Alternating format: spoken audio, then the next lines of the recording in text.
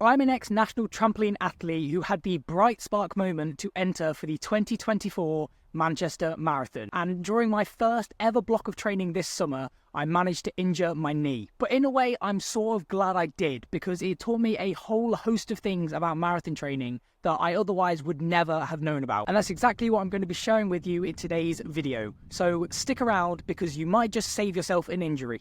So today is a super exciting day for me, as it marks the end of my 6-week post-injury running recovery plan. We've got one workout left, and it's a 7.5 mile run at a consistent 8 minutes 20 per mile pace. Now, it's worth saying I have never been someone who has coped well with not being able to do something to their full capability. Like, whenever I used to get injured during trampolining, I found it so jarring having to wait for my injury to heal properly before I could get back bouncing. And would you believe it, the same thing happened when it came to running. The first few weeks of this running recovery plan had me doing short stints of running with walking in between. And I know it was going to help, but it was so infuriating going through that process. So my plan for today's video is I'm going to go and smash this final 7.5 mile workout, and then I'm going to come back and tell you all the things I learned whilst being injured training for a marathon. Cue the morning runtage.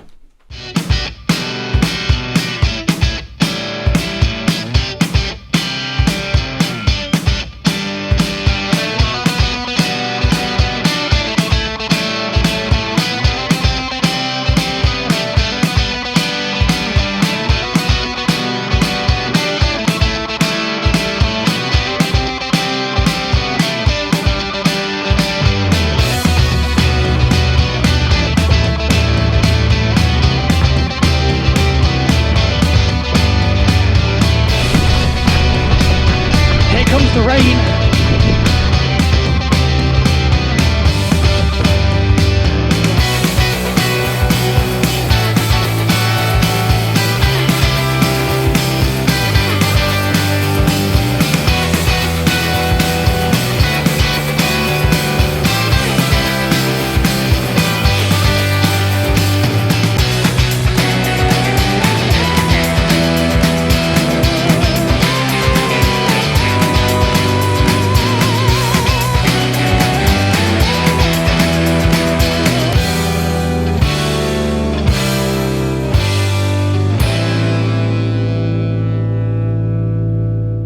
7.5 miles in just over 1 hour. If you had asked me to do that 6 weeks ago, my knee would have been in complete agony. But by doing this tailored injury recovery block before going back into my marathon training, I genuinely think I've gained so much experience. And in hindsight, getting injured while training for a marathon has taught me so much about marathon training. And I want to share some of that experience with you. So I'm going to get back to the house, we'll get cleaned up, and then we'll talk about some of the things I've learned whilst being injured training for a marathon. I want to start by saying I'm still very much a beginner when it comes to running. Yes, I've completed half marathons and I've entered races, but when it comes to actually having a dedicated training plan, Manchester Marathon will be the first time ever that I've followed one. With all that being said, the 4 topics I want to cover in today's video are recovery, sleep, diet, and strength and conditioning. Thanks to my injury, I feel like I've learned just how important all of these areas are when it comes to training for a marathon. Right, so section 1 is recovery, and it's the one you were probably all expecting, so I'm going to get it done and over with real quick. Since getting injured, I've made it a priority to do an adequate warm-up and cool-down before and after every single run. Even if I know I'm going on a super easy run, I still make sure to get a warm-up and a cool-down in. This way, I know my body will be in the best place possible pre and post-run. And they don't even have to be that elaborate. For your warm-up, make sure all your movements and stretches are dynamic, because you're going to be moving when you're running. And then for your cool down, do nice slow movements and stretches to reset your body back to a resting state. It kind of deserves it. Oh, and make sure you do all of this before you post on Strava. That kudos will be waiting for you no matter what. Right, moving on to section numero 2, sleep. I can't speak Spanish. For the last 2 to 3 months, I've been struggling with sleep tremendously. And it's not even like I'm not tired, it's my body just physically won't let me fall asleep. Now, if we go back in time for a second to summer this year, pre-injury, My sleeping habits had never been better. I was pretty much averaging 8 hours of sleep every single night, with some nights even getting close to 10 hours. And when I say I was in one of the best mental and physical states I had ever been in, I'm not lying, and I put a lot of it down to how much sleep I was getting. If we fast forward to the present day, things are nowhere near what they used to be, but we are getting there. There's still a lot of work to do, but if I had to put a number on it, I'd say I average about 6 to 7 hours of sleep per night currently. But back when my sleeping habits really started to deteriorate, I was getting 5 hours if I was lucky. Yes, there are people in this world that can live on that much sleep, and if you are one of those people, then you are genuinely blessed. But for me personally, sleep is a massive factor that affects how the next day pans out. It determines my motivation at work, my general mindset throughout the day, and how much energy I put into my daily tasks. Surprisingly enough, it also plays a massive factor in injury recovery. Shock. On the nights where I was lucky if I even got 5 hours sleep, my pain and discomfort was so much worse compared to the nights I was getting 7 or more. My bad sleeping habits honestly took a massive toll on my recovery plan, and even the really easy walk runs were starting to cause me more discomfort. So over the last month, I have tried my absolute hardest to get the best quality night's sleep possible every single night. Now, I've tried tons of different tips, tricks and methods that I found online, and I'm going to give you the 3 that have worked best for me. So firstly, try not to look at a screen 30 minutes to an hour before you go to bed. The blue light that screens emit tricks your brain into thinking it's still daytime, and therefore your brain finds it really hard to switch off at a moment's notice. Tip number 2 sort of works hand in hand with this, and it's to try listening to something whilst you're falling asleep. I've found that putting a podcast on that's about 2 hours long is the perfect balance. And then third and finally, don't force yourself to go to sleep. So if you go to start falling asleep and you find you can't, don't get stressed out. Literally do nothing. The chances are you are a lot closer to falling asleep than you might think. But the moment you go on your phone, you're going to reset the entire cycle. These are just some of the tips that have worked for me. I can't guarantee they're going to work for everyone, but what's the harm in trying, right? Right.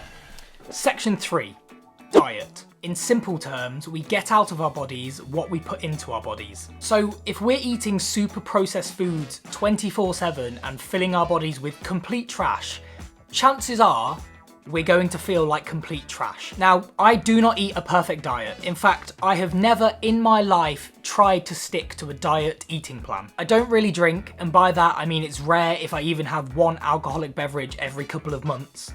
And I don't smoke, so I do have that going for me. But over the course of starting to train for a marathon, and even more so since my injury, I have tried to put cleaner, better foods into my body during my main meals. So for breakfast, rather than just having a glass of water or juice, I'm actually trying to have a solid breakfast meal, something like Honey Loops, never fails. For lunch, I've ditched the lifelong habit of having a ham and cheese wrap and have substituted this for things like bagels and muffins, and a lot of chicken, all of which fill me up and give me more than enough energy for day-to-day life and my training. And then my dinner habits haven't really changed, but then I always have either a meat or carb-based meal, so it kind of does what it needs to do quite nicely. Now, the harder part was in between meals, I've tried to cut down on the amount of unhealthy snacks I've been eating. Christmas is coming up, so this is probably going to get harder. But in all seriousness, whenever I'm peckish, rather than reaching for a chocolate bar, I'm now reaching for things like rice cakes, as they cure my craving and are a little bit healthier for me. During my injury recovery, this did wonders for me, as it gave me extra energy to aid the recovery process. In fact, I challenge any of you to swap out your favourite unhealthy meal or snack for something just slightly healthier and see how the difference compounds over time. The fourth and final segment is strength and conditioning. Coming from a national level trampoline background, I know how important it is to keep your levels as close to peak fitness as possible when you're injured. So as soon as I made the decision that running was going to be too much for my knee during recovery, it was straight onto the non-weight bearing exercises. And in my case, that was cycling. The whole point of starting cycling was to try and maximize my body's aerobic capacity while I was injured. Running is a sport which requires good physical endurance to cope with the increased demand that's being put on the body. And cycling pretty much does the same thing. The only difference is there's no impact on your joints because your feet aren't striking the ground 160 times every minute. That doesn't sound great when it's put like that. I aim to cycle once or twice a week with my weekly mileage adding up to about 30 or 40 miles. And when I did eventually come back to running, I was 100% thanking myself as it felt so much easier than previous times where I'd taken a break from running and not done anything in between. If you're not a massive fan of cycling or you don't own a bike, then swimming is also a great alternative. It has the exact same benefits as cycling due to it being a low impact sport, and it even helps boost your physical endurance, which is really good for running. Now, alongside cycling, I also decided to get back into rock climbing as it's a great alternative to doing a gym workout. Rock climbing is a great sport for helping build strength in all areas of your body. Not to mention, it's also super helpful when it comes to joint stability and mobility. For any rock climbing nerds watching, I'm currently sat at a grade V4 to 5. And whilst now that I'm back running, I've completely cut out cycling from my weekly plan, I still go rock climbing once or twice a week because the benefits are crazy. Finding a sport like rock climbing whilst you're injured is a great thing to do as it boosts your mental motivation and helps you keep fit at the same time. So now that I'm recovered, what's next? Well, at the time of recording this, I'm approximately 21 weeks away from race day in Manchester, which now that I say it, doesn't seem like a lot of time. Luckily, I've been planning for this for quite some time and I've managed to break those 21 weeks down into much more manageable blocks of training. So for the next 5 weeks, I'm going to be working my way through a pre-marathon baseline program fully curated by the app Runner. The whole point of these next 5 weeks is to essentially prepare my body for the larger block of marathon training that's to come. I didn't do that last time, so might be why I got injured. And then following on from this, I'm going to head into my main 16-week marathon training block, which, if I know how to work out dates properly, should take me exactly up to race day. Oh, and this is also being curated through the app Runner. Currently, I don't have a time in mind for Manchester as it is my first ever marathon. However, anywhere under the 4-hour mark would be a massive achievement in my eyes and a great starting point for future marathons. Now, I have toyed around with the idea of starting a marathon series on this channel leading up to the Manchester Marathon. The videos would be in a very similar structure to this one, showcasing everything from my training plan to all the challenges I face while preparing for a marathon. And of course, the grand finale would be race day. So if that's something you're interested in seeing, let me know in the comments and I'll try and make it happen. That does bring me to the end of today's video, so if you have enjoyed it, please consider leaving a like and subscribing so you don't miss more videos like this in the future. I'm still quite new to this whole YouTube jargon, so any support is greatly appreciated, and I do make videos on more than just running, so hopefully there'll be something for everyone. That is all from me, I'll catch you in the next one.